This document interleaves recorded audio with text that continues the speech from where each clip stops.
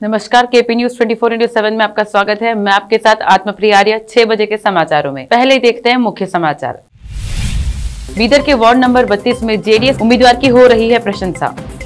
मुंबई की एमबीए छात्रा के साथ मैसूर के चामुंडी तलहटी के पास सामूहिक बलात्कार। कुलपति की नियुक्ति में पारदर्शिता जरूरी, राज्य सरकार के पूर्व सलाहकार MR दोरेस्वामी। कर्नाटक ने 2023 से 24 तक किसानों की आय दोगुनी करने की तैयारी की। तालिबान ने टोलो न्यूज के पत्रकार को पीटा, हत्या की उड़ी अफवाह, रिपोर्टर ने खुद किया खंडन। कमला हैरिस ने कहा, चीन की दादागिरी से निपटने के लिए अमेरिका का साथ दे वियतनाम।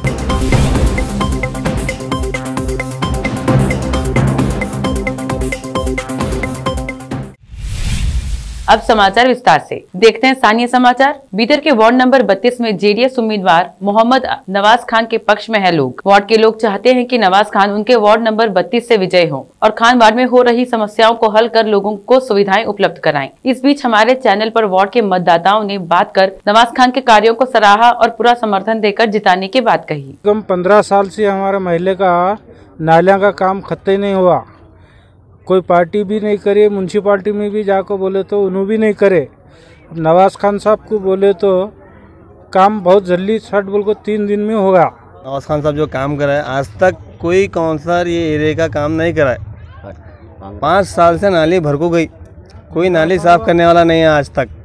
जो हमारे वार्ड में जो वार्ड नंबर 32 में जो नवाज खान साहब जो है, बहुत अच्छे लीडर है इन्हों, और इनको वोट हमारे दिल से हम उनको वोट देना चाह रहे हैं और उनको जिताना चाह रहे हैं। और उन्होंने वोट नहीं दिए से पहले इन्होंने इतना काम कर दिया हमारे गली में कि हम उनका शुक्रगुजार हैं हम बहुत। नवाज साहब को अब हम रिक्वेस्ट करके इधर बुला लिए, कोई हमारे को मदद नहीं कर रहा। अब तो आए, हम नवाज साहब को बोले ना गली का पानी का हो रहा, ना नाली का हो रहा, ना करंट का हो रहा, कुछ नहीं हो रहा।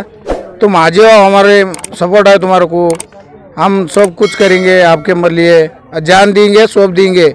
तुम आ जाओ, जीते तो अब तुम्हारे ऊपर है सब कुछ, अब तुम हमारे ऊपर करना, हम तुम्हारे को मदद करने का हमारी जिम्मेदारी। आइए दोस्तों, मेरा नाम सैयद गनी है, लालवाड़ी वार्ड नंबर 32 से हूँ मैं। और नवाज खान साहब को क्या हमारी ज़बरदस्ती से हम ठहरे से उन्होंने आगे क्या कोशिश नहीं करे, मैं ठहर तो बोल के, और हम अच्छे उम्मीदवार को ठहरा करें और उनको चुने हुए है। और क्या है, नाले वगैरह और खंभों का जो भी है अपने को तकलीफ है इस महले से, वार्ड नंबर 32 से, इन्हों पूरा कर रहे हैं और काम और करते भी जाएंगे वो आगे।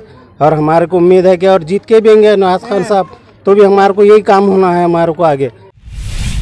देखते हैं समाचार राज्य के। मैसूर में अपने सहपाठी के साथ राइड पर गई 22 वर्षीय एमबीए छात्रा के साथ मंगलवार रात चामुंडी तलहटी में 6 युवकों के एक समूह ने कथित तौर पर सामूहिक बलात्कार किया। पुलिस ने कहा कि बाइक सवार एक स्थानीय निवासी को भी पीटा गया। मुंबई की महिला को चोटों और सदमे की स्थिति में अस्पताल में भर्ती कराया गया था। वह बुधवार को ही पुलिस से बात कर सकी और मामला दर्ज कर लिया गया। राजमिस्त्री का काम करने वाले एक व्यक्ति को पूछताछ के लिए हिरासत में लिया गया है। सीएम बसवराज बोम्मई ने कहा कि उन्होंने डीजीपी प्रवीण सूद को दोषियों की जल्द से जल्द गिरफ्तारी सुनिश्चित करने का निर्देश दिया है। गृह मंत्री अरागा ज्ञानेंद्र ने कहा कि दोषियों को पकड़ने के लिए एक विशेष जांच दल का गठन किया गया है। जिला मंत्री ST सोमशेखर ने कहा, अपराध में शामिल किसी को भी बख्शा नहीं जाएगा। राज्य के पूर्व सलाहकार प्रोफेसर MR दोरेस्वामी ने सरकार से राज्य द्वारा संचालित विश्वविद्यालयों के लिए कुलपतियों की नियुक्ति में पारदर्शिता लाने का आग्रह किया है। दोरेस्वामी ने संवाददाताओं से कहा, सरकार की आदत है कि कुलपतियों का चयन करने के लिए खोज समितियों में मौजूदा कुलपतियों को नियुक्त किया जाता है, लेकिन जब मौजूदा कुलपतियों पर सरकार का दायित्व है तो वे चयन के दौरान न्याय कैसे दे सकते हैं। गृह मंत्री अरागा ज्ञानेंद्र ने बुधवार को कहा कि मैसूर में सामूहिक बलात्कार की घटना की जांच के लिए राज्य सरकार हरकत में आई है। उन्होंने कहा कि मामले की जांच के लिए एक विशेष टीम का गठन किया गया है और प्राथमिकी दर्ज कर ली गई है। मंत्री ने यहां संवाददाताओं से कहा कि ADGP प्रताप रेड्डी के नेतृत्व में वरिष्ठ पुलिस अधिकारियों का एक दल घटना की जाँच के लिए बुधवार को मैसूर गया था। मैसूर के हेलीपैड के पास 2 छात्रों ने वन क्षेत्र की यात्रा की थी। कुछ बदमाशों ने उनका पीछा किया, जिससे दुर्भाग्यपूर्ण घटना हुई। मंत्री ने कहा कि छात्रा को तड़के करीब 1:30 बजे अस्पताल में भर्ती कराया गया। हमने घटना को गंभीरता से लिया है, हम इसकी जांच करेंगे और दोषियों को कटघरे में खड़ा करेंगे। नंदी पहाड़ियों में भूस्खलन से सड़क का एक हिस्सा बह गया और कई पर्यटक फंस गए, जिसके कारण अधिकारियों को 1 महीने के लिए पर्यटन केंद्र को बंद करना पड़ा। इस घाटी ने आसपास के क्षेत्रों में प्रस्तावित विकास परियोजनाओं और खनन गतिविधियों पर प्रकाश डाला। चेकपोस्ट से करीब 1 किलोमीटर दूर नंदी हिल्स मुख्य सड़क का एक हिस्सा भूस्खलन के कारण बह गया। पर्यटकों को एक मार्ग के साथ पहाड़ी के नीचे लाया गया और उनके वाहनों को एक एक करके वापस लाने के लिए एक अस्थायी सड़क का निर्माण किया गया। मौके का दौरा करने वाले उपायुक्त आर लता ने कहा कि भारी बारिश के कारण भूस्खलन हुआ है।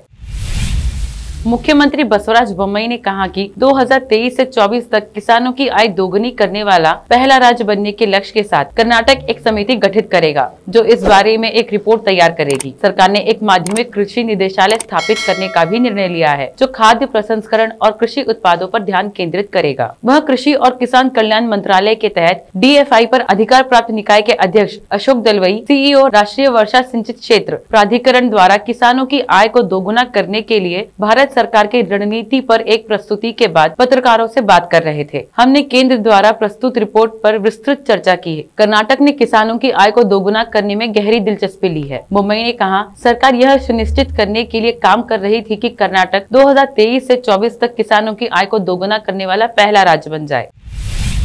अब समय एक छोटे से ब्रेक का, जल्द लौटते हैं ब्रेक के बाद। हिंदुस्तान के हर कोने में हम हैं मौजूद। 24 घंटे हालात पर गहरी नजर, खबरों से जुड़े चुपते सवालात और आपको दिखाता है धार्मिक, सामाजिक, राजनीतिक, लोकल और इंटरनेशनल न्यूज की सबसे बेहतर कवरेज, जो आपको रखती है हर पल बाखबर। देश और दुनिया भर की खबर के लिए देखते रहें KP News 24/7।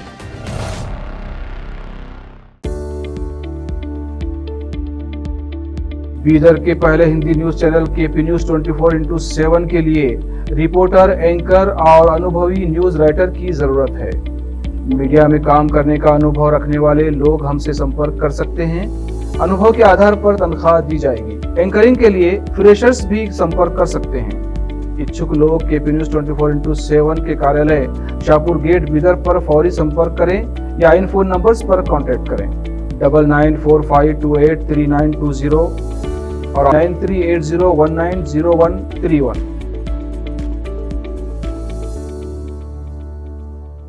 नूर एजुकेशन ट्रस्ट बीदर की ओर से चलाए जाने वाला Noor MEd college Bidar, recognized by NCTE Delhi and affiliated to Gulbarga University, Gulbarga. Admission are open for the academic year 2021-22. विशेषज्ञ और सक्षम शिक्षकों द्वारा शिक्षा प्राप्त करने के लिए नूर एमएड कॉलेज में दाखिला लें और शांत वातावरण में शिक्षा प्राप्त करें। बीदर शहर में बेहतर शिक्षा का एकमात्र केंद्र Noor MEd college, Shahpur gate, Bidar. Phone numbers 9945283920, 8482221297। Break के बाद आपका स्वागत है। समाचारों का सिलसिला जारी रखते हुए देखते हैं समाचार देश और दुनिया के। अफगानिस्तान की राजधानी काबुल में तालिबान द्वारा पत्रकार जिया रियाद की पिटाई का मामला सामने आया है। काबुल में हाजी याकूब चौराहे पर कवरेज के दौरान टोलो न्यूज के पत्रकार जिया रियाद और उनके फोटोग्राफर के साथ तालिबानी लड़ाकों ने मारपीट की। इससे पहले जिया रियाद की हत्या की बात सामने आई, जिसका उन्होंने खंडन किया है। अफगानिस्तान पर तालिबान के कब्जे के बाद लगातार हालात बदल रहे हैं और इसी घटनाक्रम पर चर्चा के लिए केंद्र सरकार ने आज ही सर्वदलीय बैठक बुलाई है, जो दिल्ली में चल रही है। अफगानिस्तान में तालिबान के शासन पर भारत सरकार को ये तय करना है कि उसकी रणनीति क्या होगी और यही रणनीति सर्वदलीय बैठक का मुख्य एजेंडा है। विदेश मंत्री एस जयशंकर अफगानिस्तान को लेकर राजनीतिक दलों के नेताओं को जानकारी दे रहे हैं। अफगानिस्तान को लेकर चल रही सर्वदलीय बैठक में विदेश मंत्री एस जयशंकर, विदेश राज्य मंत्री मीनाक्षी लेखी, संसदीय कार्य मंत्री प्रहलाद जोशी, कॉमर्स मिनिस्टर पीयूष गोयल, विदेश राज्य मंत्री मुरलीधरन और केंद्रीय मंत्री अर्जुन मेघवाल शामिल हैं। अपने बेटे तबरेज राणा की गिरफ्तारी पर कवि मुनव्वर राणा का कहना है कि उत्तर प्रदेश में मुसलमान होना सबसे बड़ा अपराध है और दुर्भाग्य से मैं भी मुसलमान हूं। उन्होंने फिर यूपी सरकार पर तंज कसते हुए कहा कि पुलिस को भी मेरा एनकाउंटर कर देना चाहिए। भारत में कोरोना वायरस का संकट एक बार फिर गहराने लगा है और पिछले 2 दिन में नए मामलों में 20,000 से ज्यादा बढ़ोतरी हुई है। देश में पिछले 24 घंटे में कोविड-19 के 46,164 नए मामले सामने आए हैं, जबकि इससे पहले मंगलवार 24 अगस्त को 25,467 नए मामले दर्ज किए गए हैं।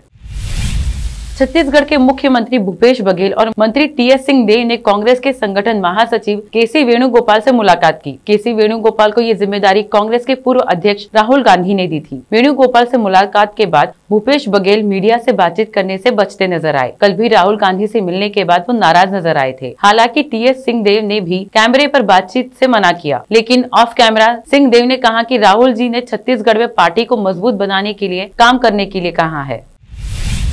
अफगानिस्तान पर कब्जे के बाद तालिबान भले ही खुद के बदलाव बदलने का दावा कर रहा है, लेकिन लगातार उसकी क्रूरता के मामले सामने आ रहे हैं। इस बीच भारत के chief India defence staff general Vipin Rawat ने पहली बार तालिबान को लेकर बड़ा बयान दिया है और उसे चेतावनी दी है। उन्होंने कहा कि तालिबान बदला नहीं है, ये वही 20 साल पुराना तालिबान है।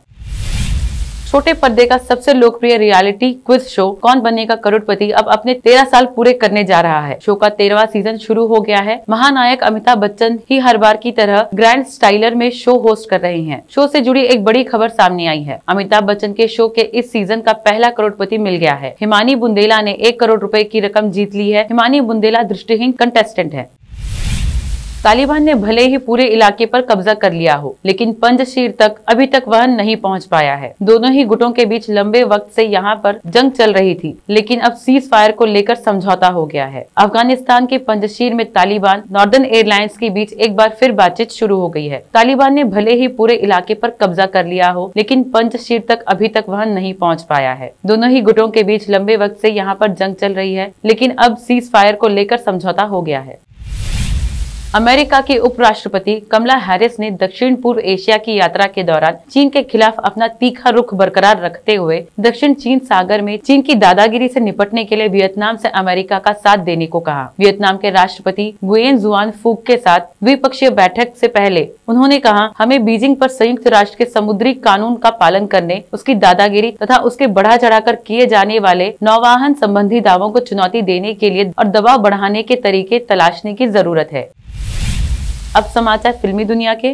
कंगना रनौत को पसंद आई करण जौहर की फिल्म शेरशाह। सिद्धार्थ मल्होत्रा की जमकर की तारीफ। देखते हैं खेल जगत के समाचार। India versus England 3rd test. पहले दिन इंग्लैंड ने भारत पर ली 42 रन की लीड। बर्न्स हसीब ने जड़ी हाफ सेंचुरी।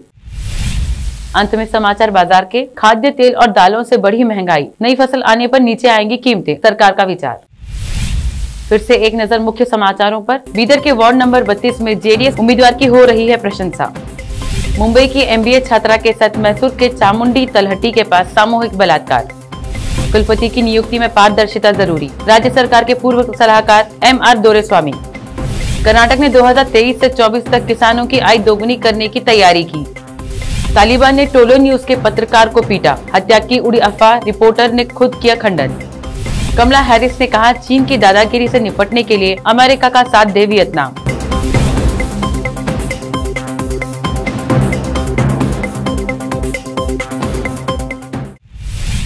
केपी न्यूज में फिलहाल इतना ही। देश प्रदेश के समाचारों के लिए जुड़े रहिए केपी न्यूज 24/7 से। धन्यवाद।